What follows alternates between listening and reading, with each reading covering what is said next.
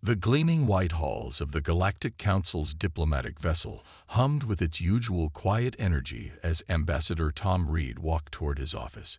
His footsteps echoed against the polished floor, and the stars streaked past the large windows, creating endless lines of light in the darkness of space.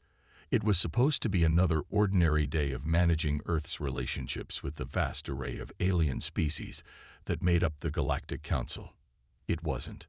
The moment Tom entered his office, his assistant's face told him something was wrong. The young man's usually composed features were tight with worry, his hands clutching a datapad so hard his knuckles had turned white. "Sir, we've received an urgent report from the Outer Rim," he said, voice barely steady. "It's about the missing children." Tom's heart skipped a beat. Over the past 3 years, several tragic accidents had resulted in the loss of human children during space travel. Each incident had been investigated, each loss mourned. But something in his assistant's voice suggested this wasn't about finding wreckage. "Show me," Tom said, his voice carrying the weight of authority earned through 15 years of diplomatic service. The holographic display sparked to life in the center of his office, showing images that made his blood run cold.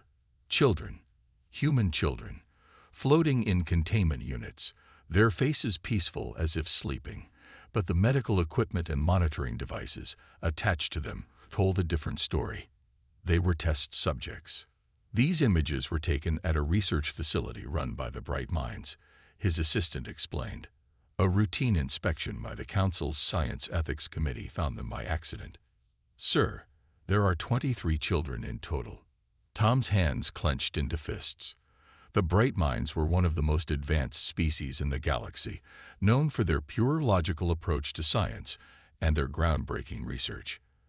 They were also known for their complete lack of understanding when it came to emotions and social bonds.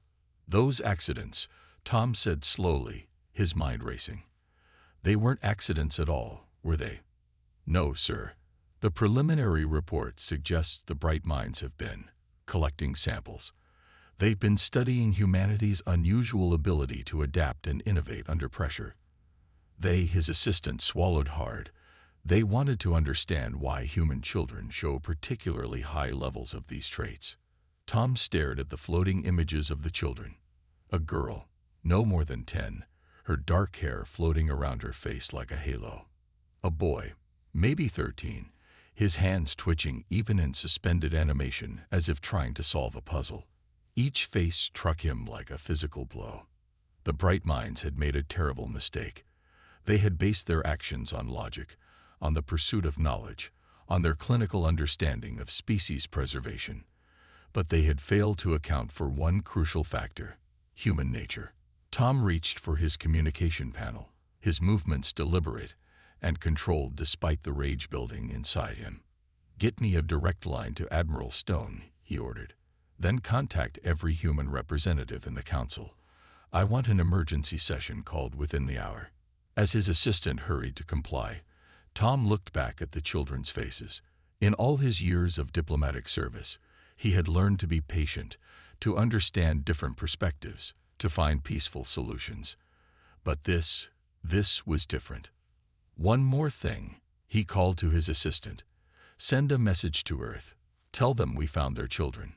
The stars continued their endless dance outside his window as Tom prepared for what would become one of the most significant diplomatic crises in human-alien relations. The Bright Minds were about to learn why every spacefaring race had one universal rule: never harm the young of other species. But they were about to learn something even more important: never, ever harm human children. The storm was coming, and it would reshape the galaxy's understanding of humanity forever. The Grand Chamber of the Galactic Council buzzed with nervous energy. Hundreds of representatives from different species filled the circular room, their voices a mix of clicked, hummed, and whispered conversations.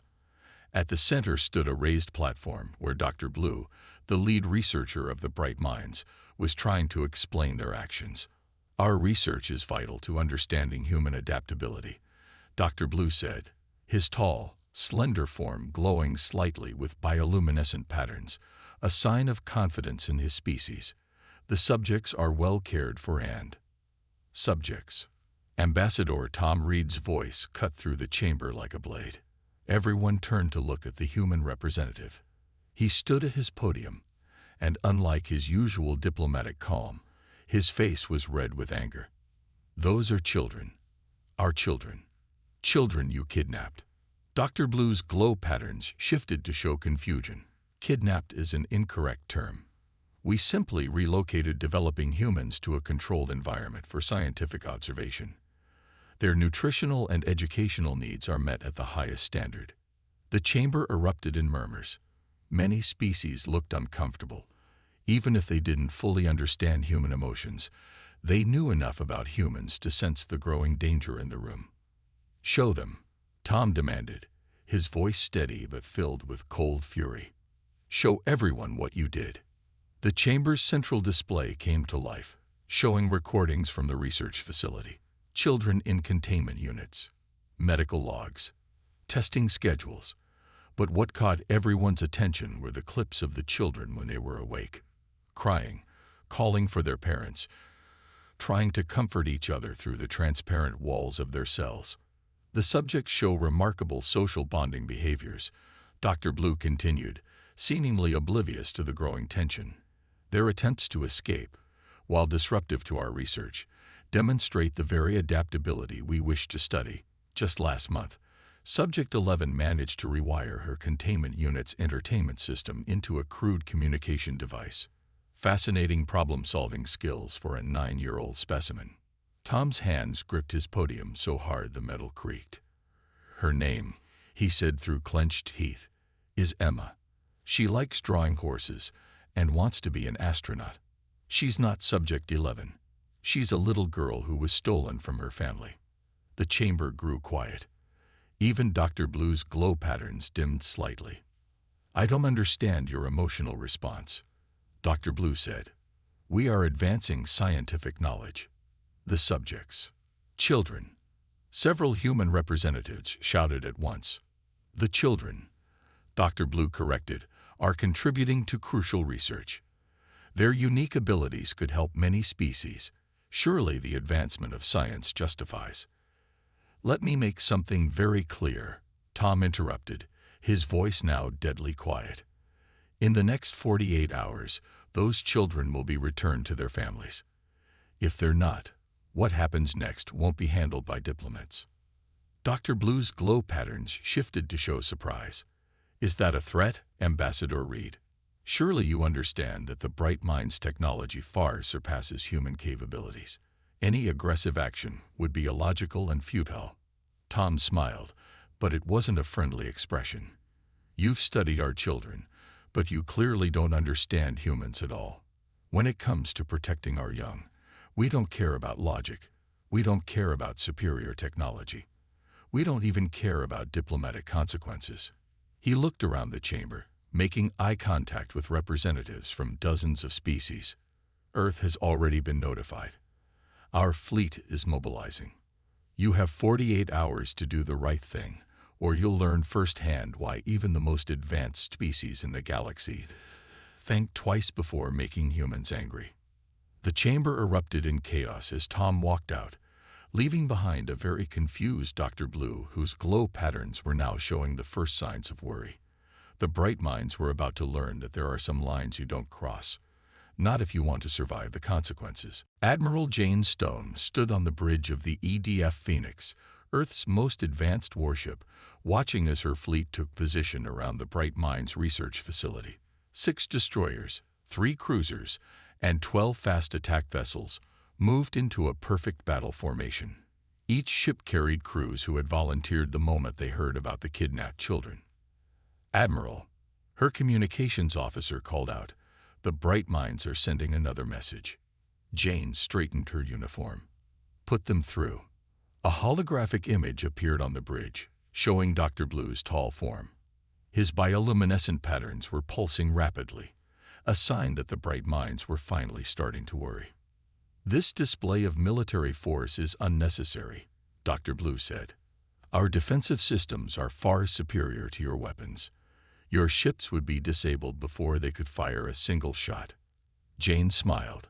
Not a warm smile, but the kind of smile that made her crew glad they weren't her enemies. "You know what I find interesting, Doctor? You keep telling us how superior your technology is, but you haven't actually told us to leave." Dr. Blue's patterns flickered. "We are merely trying to avoid unnecessary conflict." "The research subjects." "Children," Jane corrected sharply. "The children are perfectly safe. There is no logical reason for this aggressive response." Jane walked closer to the hologram. "Let me tell you about human logic, Doctor. Right now, I have parents of those children serving on these ships. Do you know what that means? I fail to see the relevance." "It means," Jane continued, "that I have crew members who would fly their ships straight into your facility if they thought it would save their kids. Your superior technology doesn't matter. Your defensive systems don't matter. Nothing matters except getting those children back." The bridge crew watched as Jane pointed to a display showing the fleet formation.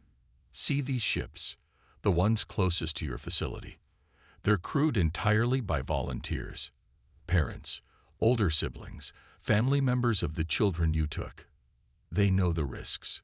They don't care." Dr. Blue's patterns showed confusion. "Such actions would be suicidal. No species would sacrifice adult members to save offspring that aren't even in immediate danger." "That's where you're wrong," Jane said. "Humans would. Humans have. Throughout our history, we've thrown ourselves against impossible odds to protect our children. It's not about logic. It's about love." She turned to her tactical officer. "Show them what the Phoenix can do." A small asteroid, about half a kilometer wide, floated near the research facility. The Phoenix's main gun charged up, its energy readings climbing far higher than the Bright Mind sensors had predicted possible for human technology. When it fired, the beam didn't just break the asteroid, it vaporized it completely. "That," Jane said calmly, "was at 10% power. Would you like to see what happens at full strength?" Dr. Blue's patterns had shifted to a color the crew had never seen before. This level of weapon advancement wasn't in our data.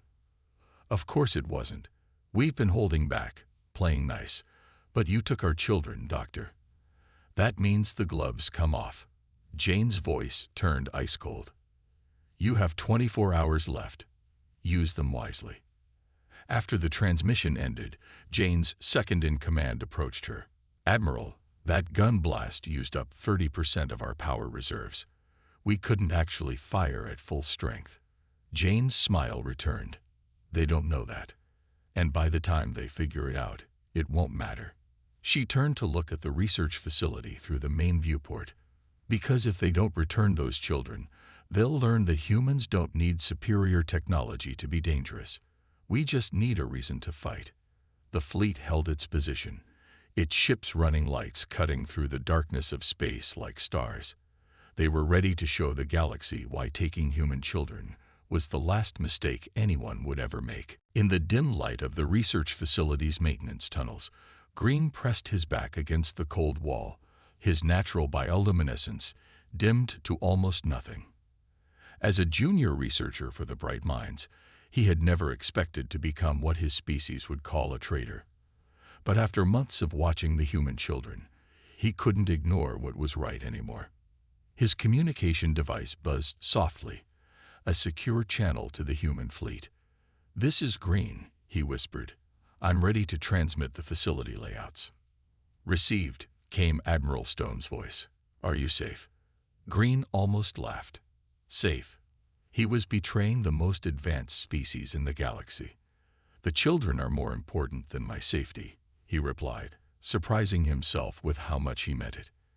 He had started observing the children 6 months ago, expecting to see simple test subjects. Instead, he saw something that changed him forever. He saw 12-year-old Jack teaching the younger ones math to keep their minds sharp. He watched 8-year-old Lisa comfort others who cried at night.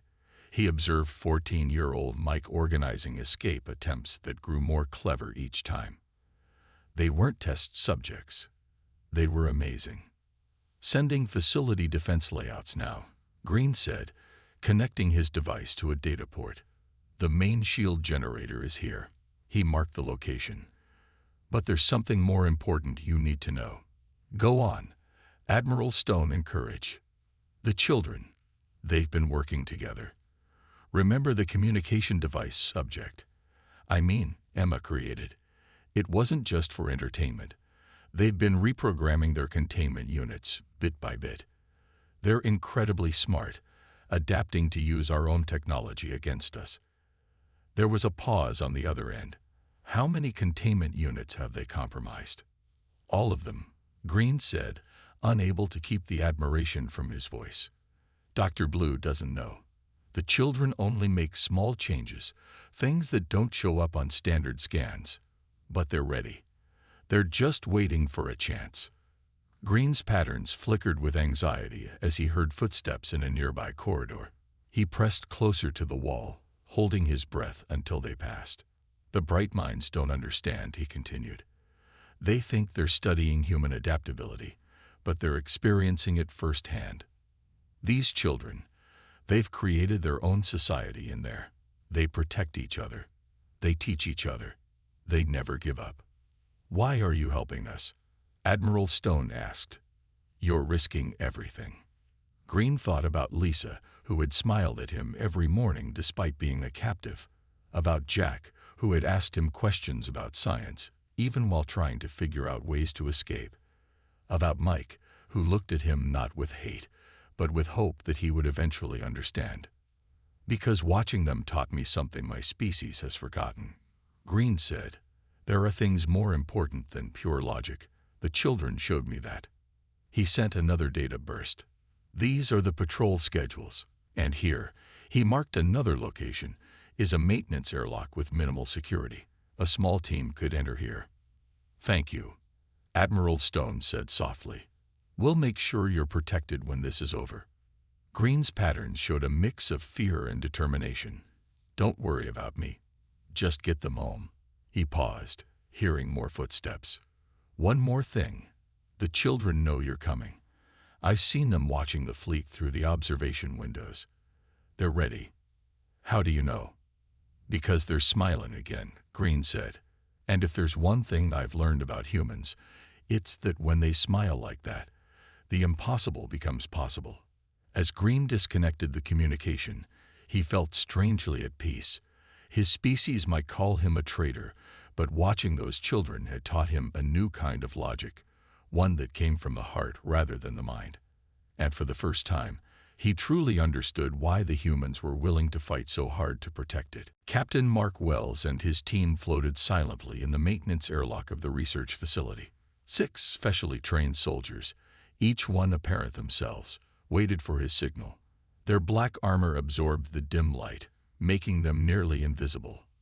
Remember, Mark whispered through the team's comm system, we're not just soldiers today. We're every parent's hope of seeing their child again.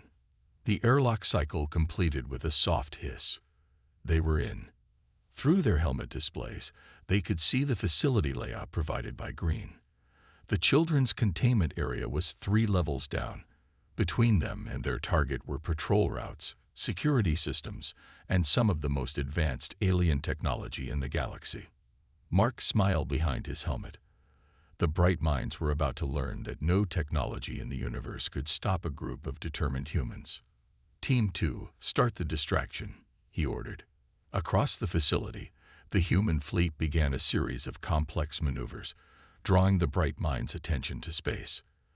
Alert signals flashed through the facility's corridors as defense systems activated. Move, Mark commanded, and his team glided through the corridors like shadows. They encountered their first patrol at the second intersection. 2 Bright Minds researchers, their bioluminescent patterns showing confusion at the fleet's movements. Before the aliens could react, Mark's team had already disabled them with stun weapons and hidden their unconscious forms in a storage room. First hurdle cleared, Mark reported. How's our inside man doing? Green reports all security systems in Section C are experiencing unexpected maintenance issues. His communications officer replied. The team could hear the smile in her voice. They reached the first security door. According to their intel, it should have been impossible to breach without setting off every alarm in the facility.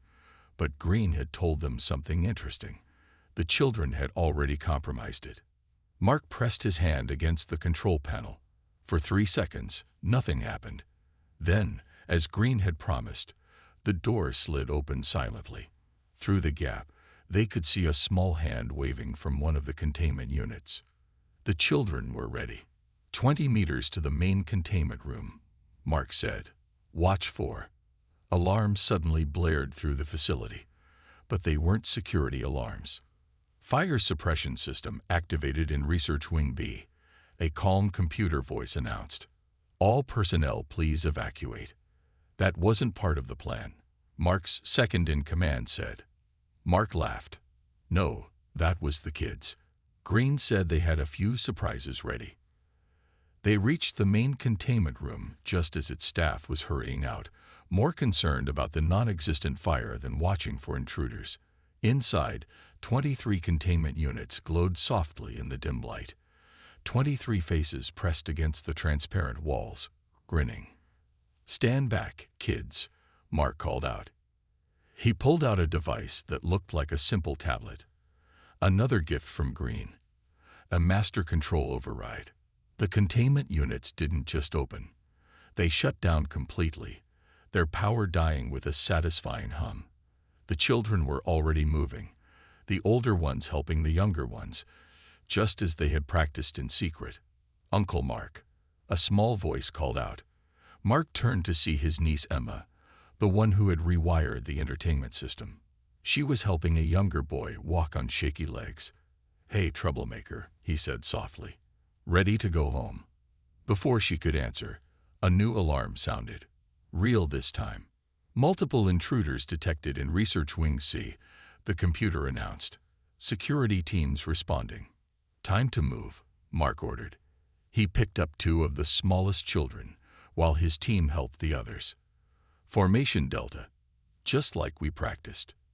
As they moved out, Mark couldn't help but notice how the children immediately fell into organized groups, the older ones protecting the younger ones. They had trained for this too, he realized. While the bright minds thought they were studying human children, these kids had been preparing for their own rescue. The real fight was about to begin. But now, they were ready. And the bright minds were about to learn why humans would cross galaxies, fight impossible odds, and challenge the most advanced species in the universe, all to bring their children home. 2 days after the rescue, aboard the EDF Phoenix, Admiral Stone sat in her office reviewing the recovered logs from the research facility. On her screen, video recordings played one after another, showing what the children had endured, and more importantly, how they had survived. The first recording showed the day Emma figured out how to hack the entertainment system. The bright minds had thought she was just playing games. They didn't notice her fingers moving in patterns, teaching others through the transparent walls. They didn't realize she was showing them the facility's computer language, one small lesson at a time. Another recording showed Jack, the 12-year-old who became their unofficial teacher.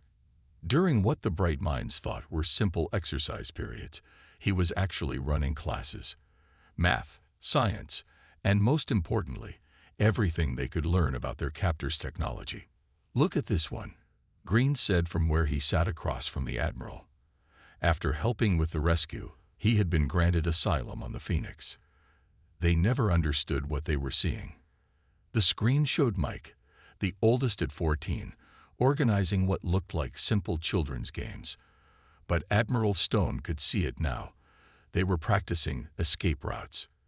Every game of tag was really a drill.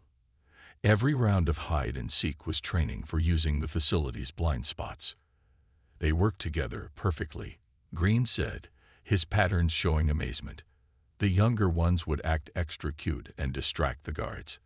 The middle ones would create small problems to keep the staff busy, and the older ones used those distractions to work on the containment systems. A new recording started. Lisa, one of the youngest at 8 years old, was crying in her containment unit. 2 researchers rushed to check on her, not noticing Jack in the next unit quickly typing commands into his entertainment screen. We thought she was just emotionally unstable, Green admitted. We didn't realize they were timing the guard rotations. Admiral Stone smiled. Never underestimate a child's ability to adapt. She pulled up another file. The children's interviews after the rescue. They thought we were just test subjects, Mike had said in his interview. But we were learning about them too. Every test they ran showed us how their technology worked. Every time they studied us, we studied them back.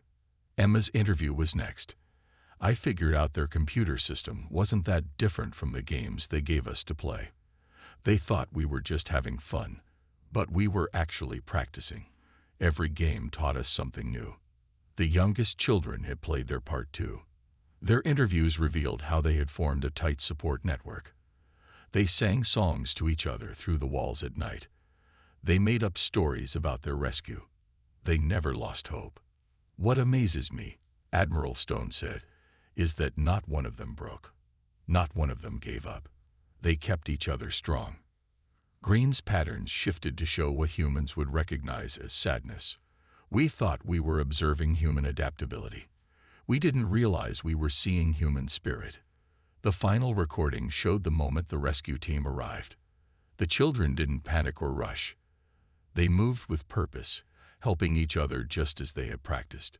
Even the smallest ones knew exactly what to do. They weren't just surviving, Admiral Stone realized. They were building their own little army. She turned to Green. Your people wanted to understand what makes humans special. Well, there it is. We don't just adapt. We help each other adapt. We don't just survive. We make sure everyone survives together. Green watched as the screen showed the children reuniting with their families. I understand now, he said softly. The bright minds thought they were studying human weakness, their emotional bonds, their need to protect each other. But those weren't weaknesses at all. No, Admiral Stone agreed. Those were our greatest strengths, and thanks to these children, the whole galaxy knows it now. The recordings continued to play, a testament to 23 children who had turned captivity into resistance, fear into courage, and isolation into unity. They had shown the galaxy that humanity's greatest power wasn't in its weapons or technology. It was in its heart. 1 month after the rescue, the Grand Chamber of the Galactic Council looked very different. The Bright Minds representatives sat in a special section, their patterns dim with what their species considered shame. Dr. Blue was no longer among them. He had been removed from his position and faced charges for his actions. Ambassador Tom Reed stood at the central podium, but this time he wasn't angry. He was proud. Beside him stood Emma, now chosen to speak for all the rescued children. At 10 years old, she was about to address the most powerful gathering in the galaxy. The Bright Minds thought they could study what makes humans special. Emma said, her voice clear and strong. They thought keeping us in cages would show them our secrets, but they learned the wrong lesson. The chamber was silent. Even species that usually buzzed or hummed stayed quiet to hear this human child speak. They wanted to see how we adapt, but they didn't understand why we adapt, she continued. We don't do it just to survive. We do it to help others survive too. Every kid in those cells worked together. We became a family. Green, now Earth's official cultural advisor, watched from the human section. His patterns glowed with what he had learned to recognize as pride. The children he had helped rescue had taught him more about humanity than years of research ever could.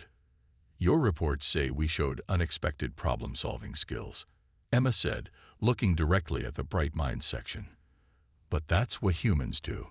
We don't just face problems, we solve them together. We don't just endure, we help others endure too. Admiral Stone, standing at the back of the chamber, smiled as Emma pulled out a small device, the same entertainment system she had hacked during her captivity. This isn't just a game machine anymore, Emma explained. We turned it into something else because we had to. But we didn't keep the knowledge to ourselves.